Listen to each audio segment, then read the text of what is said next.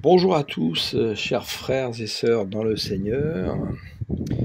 Que la paix vous soit multipliée en notre Seigneur Jésus le Christ encore ce jour. Nous rendons grâce au Père de nous avoir transportés dans le royaume du Fils de son amour, d'avoir permis que son Saint-Esprit vive en nous. Je viens vous faire un message court ce matin sur quelque chose que nous réalisons pas toujours, mais qui pourtant est bien présent chez malheureusement la majorité d'entre nous.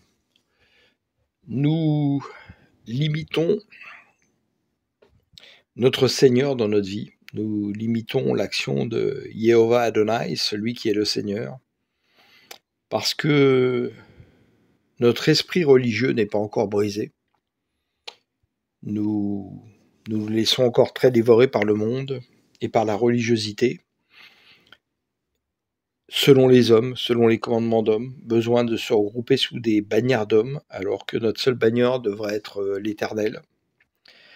Et nous ne permettons pas à Dieu de travailler comme il voudrait travailler avec nous, parce qu'en fait, on vient l'empêcher quelque part. On met des portes avec des cadenas dans notre prison mentale. Et ce matin, je publiais quelque chose justement de très important.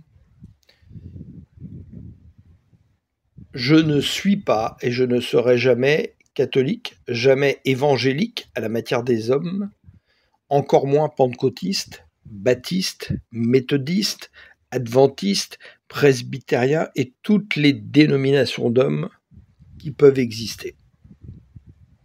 À l'époque de Jésus, quand il est monté au Père et que ses apôtres ont commencé à travailler, on n'a pas développé des paulistes, des johannistes, des pierristes, des thomasistes, et j'en passe, et des meilleurs. Non, parce qu'il y a un seul esprit, l'esprit du Seigneur, un seul évangile, sa bonne nouvelle, un seul Jésus, le Christ, un seul sauveur. Alors pourquoi tout cela ?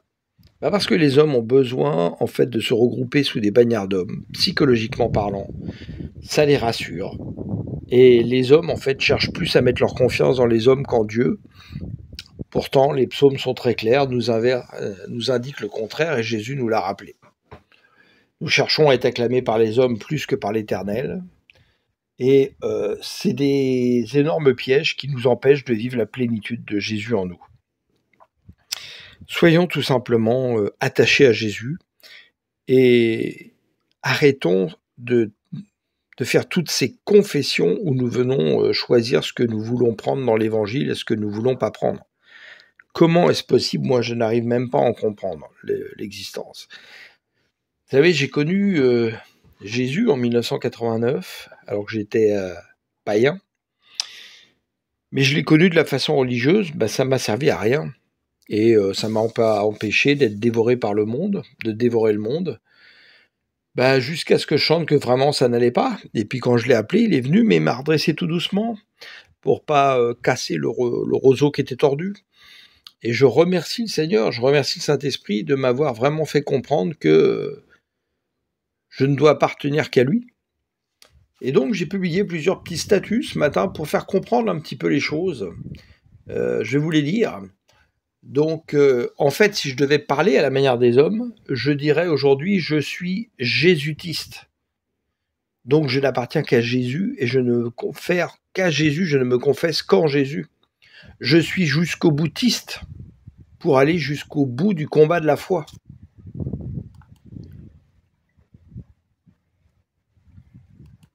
Et soyons pour Jésus. Celui qui n'est pas pour Jésus est contre Jésus. Il le dit clairement.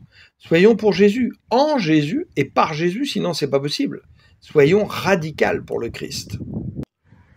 Et j'ai ajouté cette dernière chose à bien comprendre. N'essayez pas de me ranger dans un tiroir. C'est ce que les hommes font en général. Ils essaient de vous ranger dans un tiroir, vous mettre une étiquette. Ce tiroir, il serait beaucoup trop petit pour contenir la plénitude de Christ qui vit en moi par celui qui vit en moi. La parole est claire, ce n'est plus moi qui vis, c'est Christ qui vit en moi. Mais comment est-ce possible si nous ne laissons pas justement toute la plénitude de Dieu vivre en nous et que nous sommes plus attachés aux choses des hommes, si nous venons éteindre l'esprit, si nous venons nous mettre des chaînes à nous-mêmes, dans ces temps qui deviennent vraiment très compliqués, je vous incite vraiment à réfléchir à tout cela et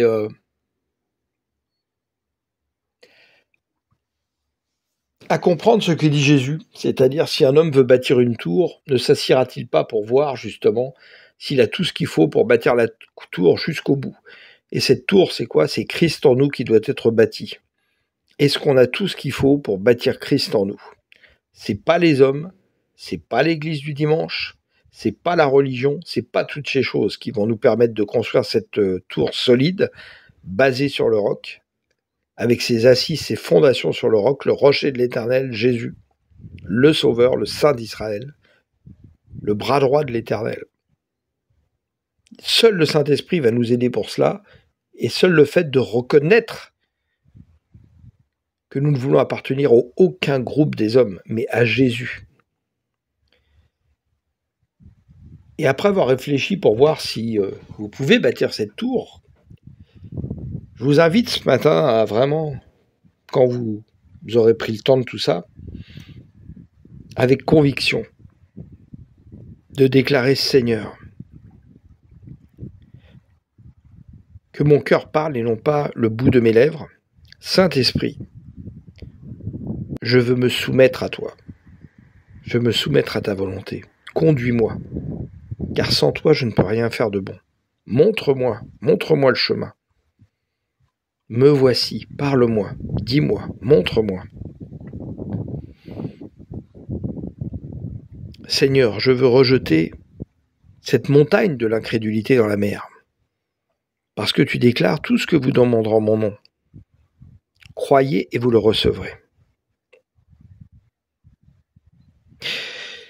Et j'ai vu justement dernièrement, grâce au Seigneur, en progressant dans l'échelle de la foi,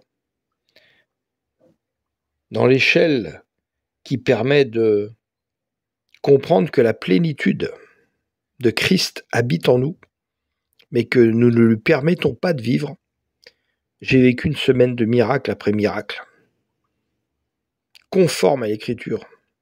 Si deux s'assemblent, je suis au milieu d'eux, et s'ils s'accordent, ils recevront, je les exaucerai. Je l'ai vécu à 3 reprises en une semaine, plus encore d'autres miracles.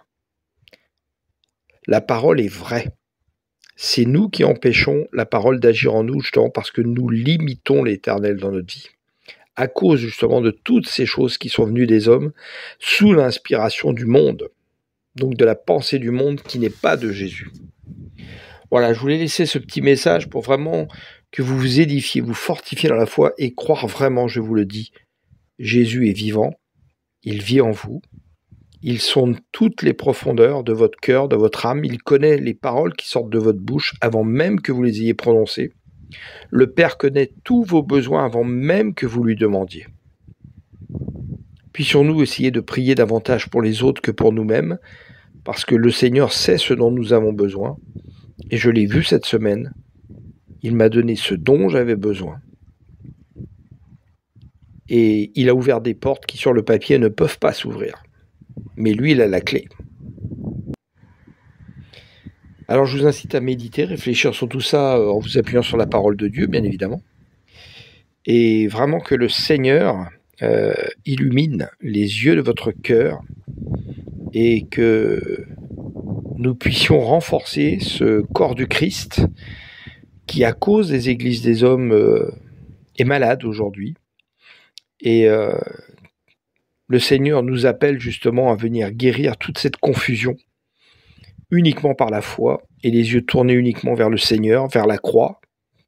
L'œuvre de la croix est toujours en action jusqu'à la fin, tant que la porte de la grâce est ouverte. Ne nous privons surtout pas de cela. Passez un très bon week-end dans la plénitude du Seigneur. Et oui, Seigneur, nous voulons te rendre toute la gloire, magnifier ton nom, élever ton nom dans nos cœurs et te demander de purifier nos cœurs de nettoyer nos cœurs de toutes ces impuretés du monde, toutes ces impuretés du formatage, pour que nous puissions vraiment, Seigneur, porter du fruit et que tu puisses semer et arroser dans nos cœurs, dans de la bonne terre, oui Seigneur. Nous te remercions, que toute la gloire, toute l'honneur te reviennent et que le nom de notre Père Céleste soit sanctifié, glorifié, magnifié et reçoit toute notre action de grâce pour tout ce que tu fais dans nos vies. Amen. Alléluia.